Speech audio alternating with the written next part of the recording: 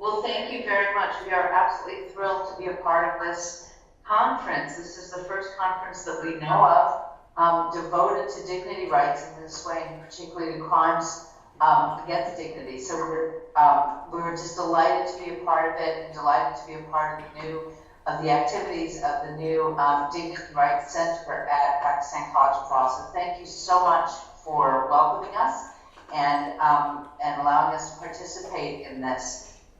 We'll just make some brief comments about dignity rights, sort of in some of the work that we've been doing, just to sort of help set the stage as we're trying to work out the technology on this side also. So let me just begin with sort of an overview of dignity rights, much of which I'm sure you're already very familiar with, but just sort of to set the stage.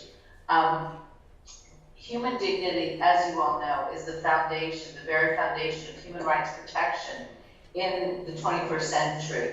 It's central to human rights law at both international and domestic levels, and in both juridical and non-juridical forms. It joins together civil and political rights with social, economic, and cultural rights, and it compels us to care about both present and future generations. Human dignity, of course, as a concept, has been around, well, since humans have been around. But only in the last 70 years or so has it become an important legal right, a right that is judicially recognized and enforced in tribunals at the international level, as well as at the domestic level. Right now is the centerpiece of the International Bill of Rights, the Universal Declaration of Human Rights, as well as the two international covenants of civil and political and social and economic rights. And it's found in more than 160 constitutions around the world, as well as in the jurisprudence of courts around the world. It is, in fact, legal access around which human rights protection revolves. As a legal right, the concept of human dignity means quite simply that every person has inherent equal worth. This is a simple but very profound concept with three elements. First, dignity is inherent in the human person. People don't need to do anything except to be born human, to have it, to earn it, and to have the right to have their dignity respected. Second, each person, every member of the human family, has value. No one can be dismissed, ignored, mistreated, abused as if their humanity means nothing. Dignity means that each person's humanity means something, has worth. Each person has a right to live as if his or her life matters. And third, each person's worth is equal to every other person's. No one's life is more important than any other person's. No one has the right to decide that another person is valued. Each person's right, agency to self-development, to choose their life choice, is the same as every other person's. So, first what I did in 1938 was to bring this philosophical concept into law, and it's the starting point of all human rights law. As you know, the Universal Declaration says, in Article 1, that all human beings are born free and equal in dignity and rights. The preamble reinforces this by recognizing that the inherent dignity and the equal and inalienable rights of all members of the human family is the foundation of freedom, justice, and peace in the world. Slow down, speaking. So dignity is also found in, as I said, about 160 constitutions around the world, including, of course, in Pakistan, which has a section devoted to the inviolability of the dignity of man, which says that the dignity of man and subject to law, the privacy of home, shall be inviolable. And then further says that no person shall be subjected to torture for the purpose of extracting evidence as another incident of human dignity. South Africa's constitution, for example, says that the Republic of South Africa is state founded on human dignity, among other values. But dignity is not just the starting point of human rights, it's also the middle, the end point. The Constitution of the Philippines insists that it is a state policy that the state values the dignity of every human person and guarantees full respect for human rights. So it's an ongoing obligation of the state in everything it does to value the inherent equal worth of every human being. This describes not only why the state has to respect human rights, but also how it must act to value the dignity of every person. Dignity is also very commonly recognized as the end point of human rights protection. The purpose of constitutional law, of human rights protection, is to advance the ability of people to live with dignity, to enjoy the full measure of their human dignity. So, for instance, the Kenyan Constitution says the purpose of recognizing and protecting human rights and fundamental freedoms is to preserve the dignity of individuals and communities, and to promote social justice and the realization of the potential of all human beings. That is, the purpose is to protect the potential and the dignity of all human beings. Peru's constitution is even more emphatic. The defense of the human person and the respect of his dignity are the supreme purpose of society and the state. Courts around the world have taken up the challenge of interpreting and applying the dignity provisions of their constitutions. This has happened very prominently in Pakistan, but also in courts in all other parts of the world. So there is now a robust global jurisprudence that applies the right to dignity in cases arising from the full range of factual situations: equality, personal integrity, voting, expression, and religion, housing and education, and increasingly, the environment. So, first of all, before I have a few things to say about the environment and dignity. So, but Alessandro, is the audio okay?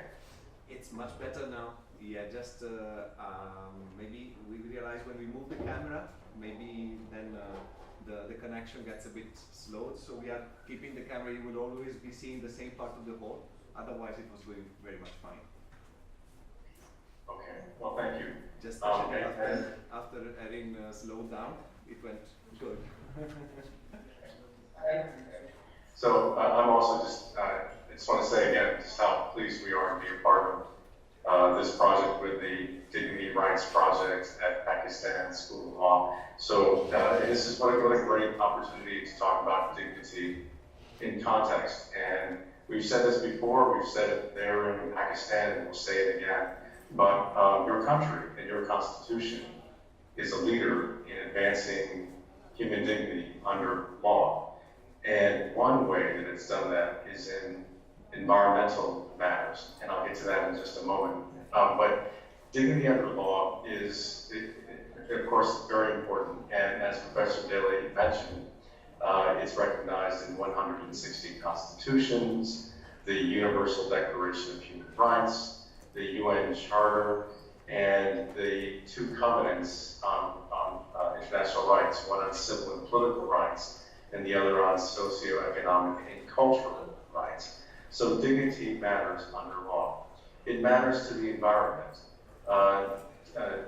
Dignity was first recognized as a discrete mechanism affecting the environment with the Stockholm Conference way back in 1972. And from 1972 until now, almost every constitution that has been either adopted or amended has also incorporated a right to dignity. Sometimes it's very straightforward, and other times it's associated with other rights, like with Article 14 of the Constitution of Pakistan, or it's viewed as being derivative of a right to life, like in Article 9 of the Pakistan Constitution. But the bottom line of my brief remarks on this is that dignity and the environment are indivisible. It's impossible to pursue a right to a beneficial environment without having in mind human dignity. It's also impossible to pursue human dignity in a degraded environment. So dignity matters to the environment, and the environment matters to dignity. So the idea of indivisibility is both complicated and very, very simple. It's complicated because it stands for the proposition that, like a spider's web, that when there's a violation of one kind of right, it can reverberate to the appreciation of other kinds of rights. It's also very simple. It just means this, that every human being has equal worth, and that includes a right to a healthy environment. So the two ideas are indivisible. So the idea of the environment incorporating human dignity is reflected in jurisprudence from around the globe. Now, this is fairly recent, a fairly recent invention, and it's been led by jurisprudence, as you guys know, from Pakistan. So if you'd like to say a few words about any of that, and then I can talk about cases outside of Pakistan if you like. Sure. Well, as you know, there are more cases than we can keep track of from the Pakistan judiciary, particularly the Lahore High Court, dealing with dignity, that address dignity in just a huge variety of circumstances. And one could, and I hope that you will, write books about the jurisprudence that's developing around the idea of dignity in Pakistan, both in the environmental context and in other contexts, such as with employment opportunities, equality, disability rights, and a whole variety of other things. One of the most notable cases to come out of the Lahore High Court dealing with environmental rights is the Ashtar Lahari case, which, as I'm sure you're all familiar with it, so I won't go into the detail of it, but just to say that that's a case that recognized the indivisibility of life, dignity, and a stable and healthy environment.